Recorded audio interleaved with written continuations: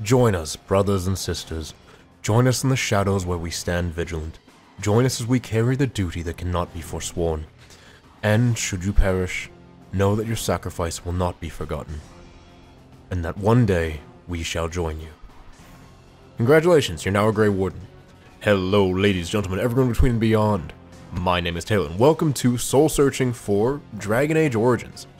It honestly is one of the most influential games of my entire life, and a game that I genuinely may have never played if I hadn't gotten a terrible haircut. But I'm getting ahead of myself. Dragon Age, as I will be referring to it, was released by BioWare in 2009 during their golden years, before being shackled and controlled by EA. At least, more permanently. The fantasy series that served as a counterpart to the epic sci-fi trilogy Mass Effect, and much like Mass Effect, spawned 2 sequels. Now, by this point, BioWare was very well known for making some of the best RPGs on the market: Baldur's Gate, Neverwinter Nights, and of course, Knights of the Old Republic.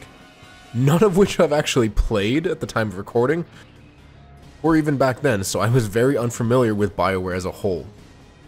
Honestly, I picked this game up purely based on the box art, and the fact that my mom was offering to buy me a brand new game, which actually leads me to my first lesson from this game.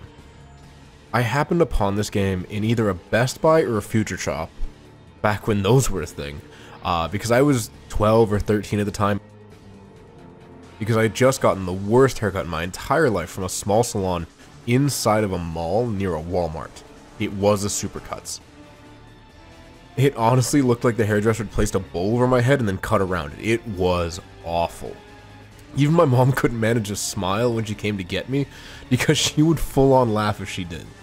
Now, I want to stress my mom is one of the greatest influences in my life and has raised me on her own for a long time. So when I say she would laugh, she wasn't trying to be mean. She just saw how actually stupid my hair looked. But she and my stepdad told me something very important: a bad haircut only lasts for a couple days. Now, me being the moody and very not attractive at that point teenager that I was, a bad haircut for me was a death sentence in my own eyes. My mom, knowing this, made me a deal on the condition that I gave her hairdresser a chance a few days later to fix my hair. That deal was that she would buy me a new game for my Xbox 360, and we weren't very wealthy at the time, so for me, a new game was a huge deal. It was this big moment, especially because, again, at the time we were barely above the poverty line. So for her to offer to buy me a new game was amazing. I jumped at the chance, and so we went shopping in that same mall. That's when I picked up the blood-soaked cover of a cool-looking RPG I had never heard of before, and decided that's what I wanted. I was admittedly super naive back then, and just went based on the box art and a printed review on the case, but I mean, I was like 12, so I would cut younger me some slack until I bought Operation Raccoon City also as a, hey, choose a game and I'll buy it for you from my big brother at the time through the Big Brothers and Big Sisters program. At that point, I learned to stop just looking at the box art and realize, hey, I need to actually do some research if I'm going to accept getting a game as a gift, because that game was genuinely terrible. Anyway, let's get back to the good one. This was my first experience with BioWare, and as I mentioned, it was on the 360, so definitely not the best way to play it. But I didn't have a PC back then, and I didn't understand what I was missing out on. I still remember not fully understanding the combat system and brute forcing my way through the game, but I absolutely loved it. It not only served as a reminder for the terrible haircut that was then fixed, thankfully before school the following week, but also a reminder of the love my mom had for me and the fact that she went out of her way to get me this gift, knowing the financial situation we were in at the time. It also inspired a love of RPGs in me that has not been extinguished to this day. Before this, I cannot name any notable tactical RPGs that I had played because I was primarily focused on shooters. It was an Xbox 360 kid, Before that was a GameCube, before that was an N64. I did have a Game Boy and a Game Boy Advance, but I didn't really play any of the RPGs that were on those because dumb kid doesn't know any better.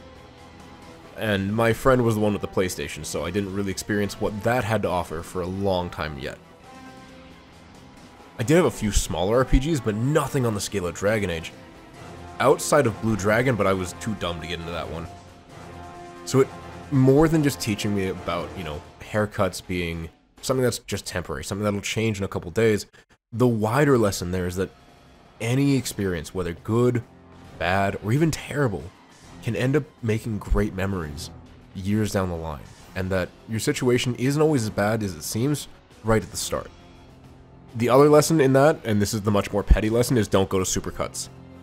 Don't go to any, like, mall salon that cuts your hair for like $12. Just don't do it. Just do not do it. Now, I've mentioned previously that I have a need for closure and to see something completed. Dragon Age is no different, and I believe it significantly impacted my appreciation for game stories and narrative. So this section will contain spoilers for the main story and for the Awakening/Witch Hunt DLC, so if you're not interested in spoilers, please skip to the timestamp on screen. However, given the game is 15 years old at this point, which makes me feel ancient once more, you probably don't need a spoiler warning for a 15-year-old game. The main story has you needing to seal the Archdemon inside the body of someone with Darkspawn blood, hence a Grey Warden, and you are given the option to conceive a child with the Witch Morrigan, or one of the male companions can do so if you're playing as a female Warden. Now, if you've romanced Morrigan, you're the obvious choice if you go down this path, but no matter what the status of your connection, she will leave with the child once you slay the Archdemon. In the Witch Hunt DLC, you track her down, and if you had romanced her, you can offer to go with her and raise the child. And this is one of the potential canonical endings for the male Warden that I think is really interesting. It's kind of, I don't know, BioWare is known for their writing, and this one just kind of felt a little naive on how they wrote Morrigan, because she literally says that I'd never considered that as an option with you just coming with me. I'm like, what? What? Okay, from the perspective of, if you didn't romance her, I get it. But if you had romanced her, why would she not think, hey, if I fall in love with this person, I'm literally having this person's child, and this child contains the soul of an ancient corrupted dragon, I might want some help down the line changing the diapers.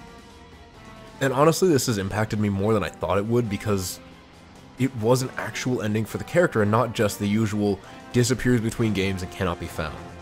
Now, the character does disappear and cannot be found later on, but there's a reason for that in terms of where they go. There's a reason the character's still in hiding, raising their son, Connor, and they are mentioned in Inquisition, which I'll get to in roughly 2 months' time. This, for me, was a tangible end for the character, and closure, more than a lot of what other people got when their dads went out for milk or cigarettes. This was not the first narrative or story-focused game that I've played, but a lot of the games that I had played either had, movies to explain the plot, or were shooters that didn't think as much about the story. Dragon Age signified a change for me into someone who wants to experience the whole story from start to finish, and the series has a weird way of doing that, which was different than Mass Effect, because unlike the sci-fi trilogy, this one featured different main characters for each game. Now, their stories do intertwine a little bit, but you can play all characters as completely separate from one another, kind of reading each story as its own. Even from the second game, which opens with the main character missing, but is later brought into a conclusion in the third game, which also ends with a reasonable place for that main character. Which, again, I will talk about those in the coming months when I cover Dragon Age 2 and Inquisition. Now, I've completed a few game playthroughs on my original Xbox 360 and, of course, Steam. Now, many of you won't react to that at all because it seems normal. But for those of you who have, spent any time with the podcast on the channel, I rarely play story-based games more than twice. And even that is to see if there's what's new in New Game Plus. And probably an achievement that goes along with it. I have played Dragon Age at least 4 times all the way through. Now, I have not done a full playthrough with each of the different origins, though I do intend to one day. That day is, unfortunately, a ways off. It is one of the first games that I understand the complexity of. There were numerous mechanics that I didn't really grasp to be part of the game, such as investing in the armies for the final conflict, and all the systems for augmenting equipment, or even some of the hidden classes. I also really struggled with the kind of tactics of the game, and the fact that you could control every squad mate individually, set AI behaviors. For me, that was just a whole new world, and not something I was super familiar with, and therefore didn't delve into until, kind of subsequent playthroughs when I'd learned more about what was even possible with this game. It's one that has a very interesting branching path system, depending on the origins of the characters and the choices that the player makes, there are even hidden classes that the player can unlock or, without even seeing. Now, I fully understand this is not the first game to include these sorts of mechanics by any means, and it is simply one of the first of its kind that I had personally played. And that made me understand that there are games with the depths of an ocean, even if it only looks like a puddle on the surface, because that's how I'd played games for so long. The problem wasn't the game, the problem was me not willing to look beyond that surface and see what lies beneath. It was a genuinely eye-opening experience for me, and is part of the reason that the game remains one of my favorites of all time. I think this also came at a really important time because it's when I started wanting more complex stories. I wanted to see, and experience more just of even the real world, let alone a fictional world, as I kind of understood my place in it to some degree. With that, my taste had changed, and luckily BioWare was still in its fabled golden years before really falling out of them. Now, it's not the most complex game in the world, and it has its fair share of issues and bugs, but for me, it was a whole new world. Especially because, as I mentioned, I had an Xbox 360, which wasn't known at the time for having the most amazing RPGs. Now, I never played Lost Odyssey, I never finished Blue Dragon, so before you shout out both of those, I understand they are on there, I've not fully experienced them, and I'm sure there's plenty that I'm missing out on. I left many of the RPGs for my friends while I played Call of Duty, Army of Two, Gears of War. The latter of two I hope to cover on this channel someday, in some form or fashion. So to move on from those, to party-based tactical RPGs that had much more, tactical combat, was a huge shift for me. It also marked the time when I started playing more games solo, which gave me a great avenue to go down. Additionally, I want to shout out one more time the complexity of the combat and how it evolves with the different classes and mechanics around those classes, and just how little I was able to figure that out until I watched YouTube videos of people doing things like, wait, what? How do you do that? And then finding the desire in myself to actually explore, to go into those things and try to figure out what is here, what can I do, and understanding just how much freedom I really had as a player. Now, I've poured out my soul, I've talked about myself. Let's talk about the devs for a short time and see what they had in their souls. Unfortunately, we are talking about EA, so their souls are pretty, like dried husks of just gold dust.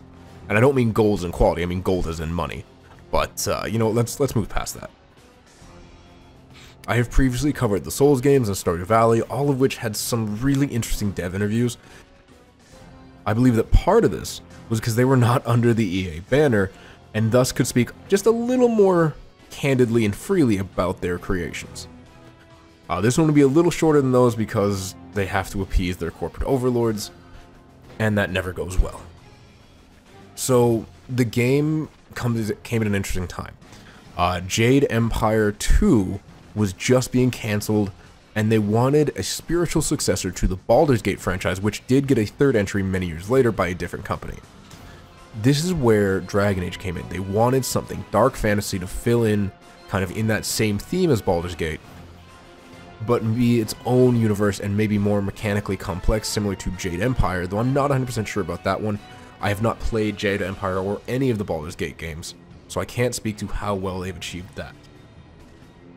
I do feel like this hinders, though, what Dragon Age could have been, and maybe what they wanted it to be. Because to me, that speaks to a conflicted vision of what the game should be, because they wanted a sequel to an RPG that was totally different than the RPG they wanted to make a spiritual successor to. Like, those two things didn't mix in my head, and still don't. They both had their own lore and characters and could easily conflict with one another. On top of that, they wanted a brand new world with a whole bunch of lore, which Mike Gator was so influential in creating, which is amazing. But I feel like they had so much trouble in the beginning. And I think part of the problem too is that Dragon Age didn't end up being either of the things they wanted it to be, because something brand new was born.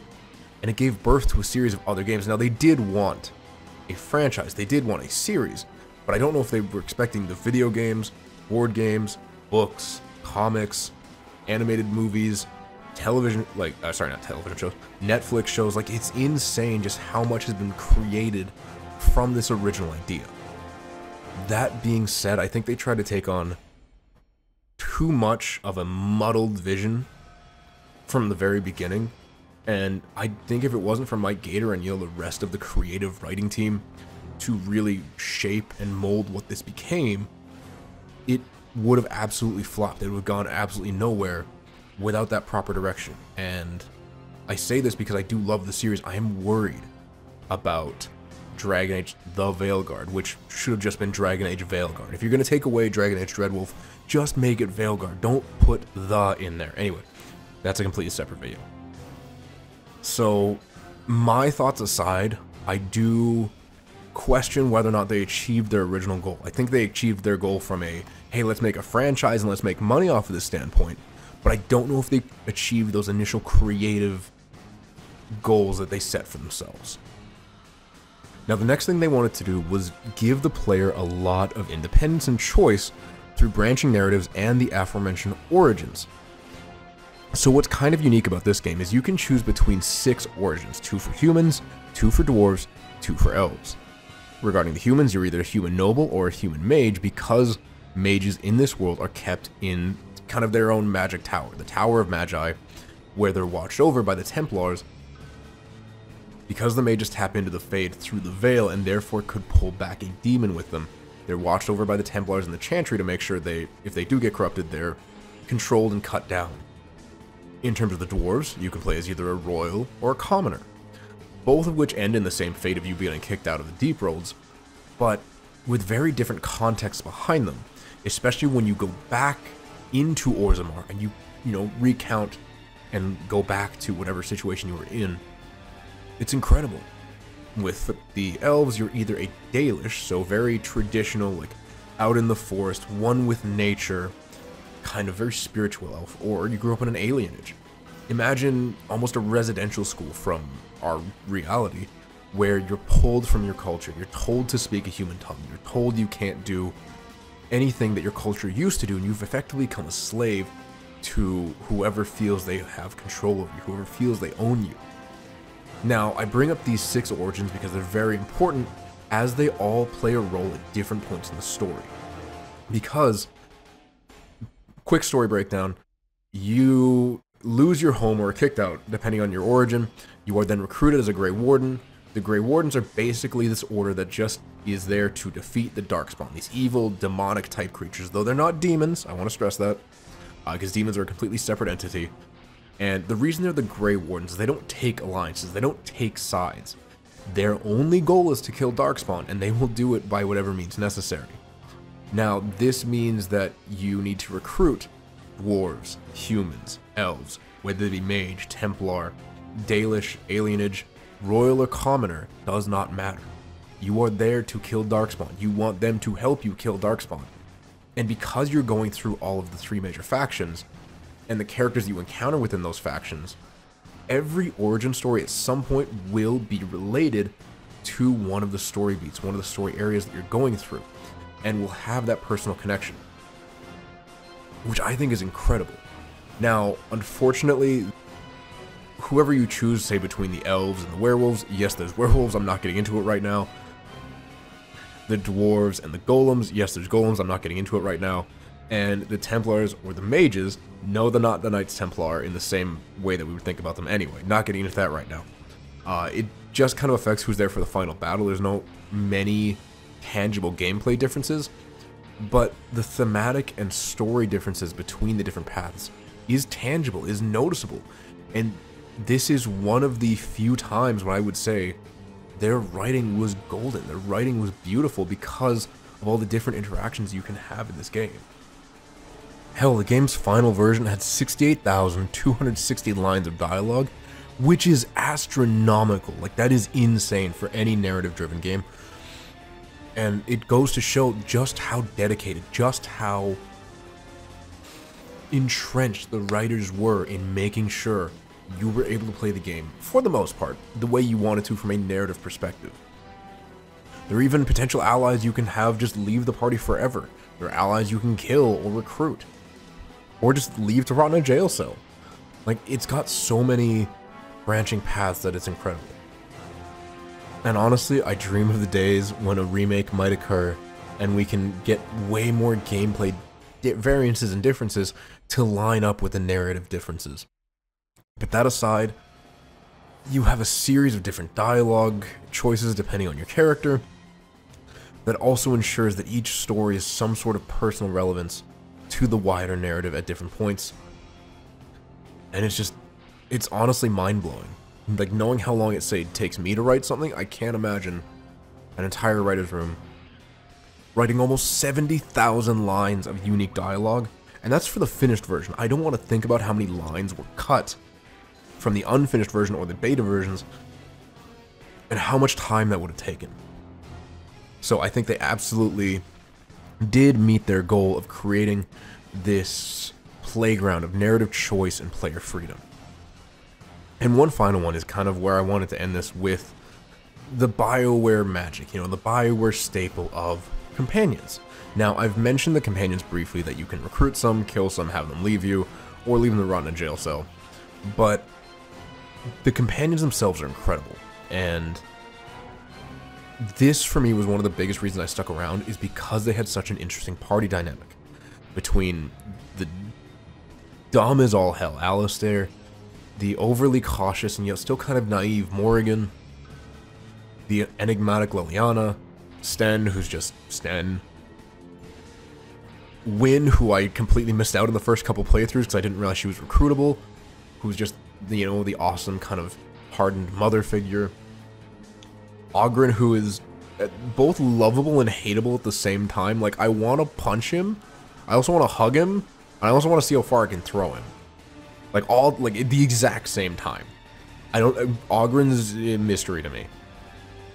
Then you have someone like Zevran, who kind of just tries to play it cool, is kind of not. He's mostly dumb. And I admit that I've never gotten Logain on the team because I cannot abide by having Logain. Like, that to me is just unacceptable, especially because you have to lose Alistair to get him. Just no, that is never going to happen. I will absolutely refuse every time.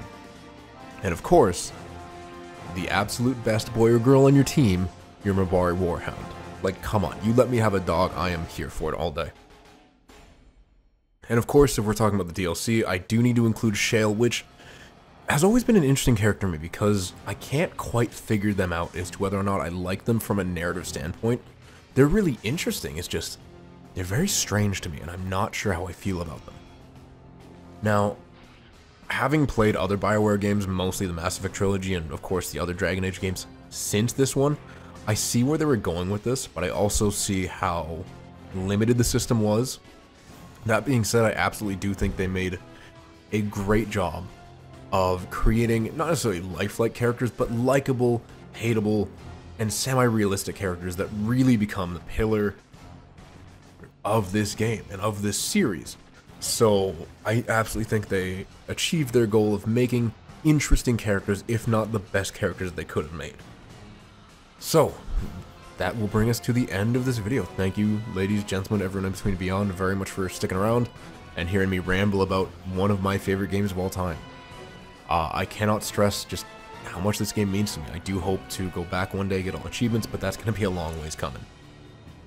And if you have never done it, I do recommend you play through the game with some mods, to be sure, because it has not aged the best, I hate to say. Please do let me know down in the comments below what you thought of Dragon Age Origins, if you've ever played it, who's your favorite companion, you know, what's your favorite faction, and what's your favorite quest. I would love to know. Mine, personally, might be the Redcliffe stuff, because the Redcliffe stuff presents you with some really interesting ideas and choices. And I don't know, I always kill Isolde and I save Connor because that strikes me as like the best option, save the child, but let me know if you're a child killer down below. Oh god. Anyway, I'll see you in the next one. Bye-bye.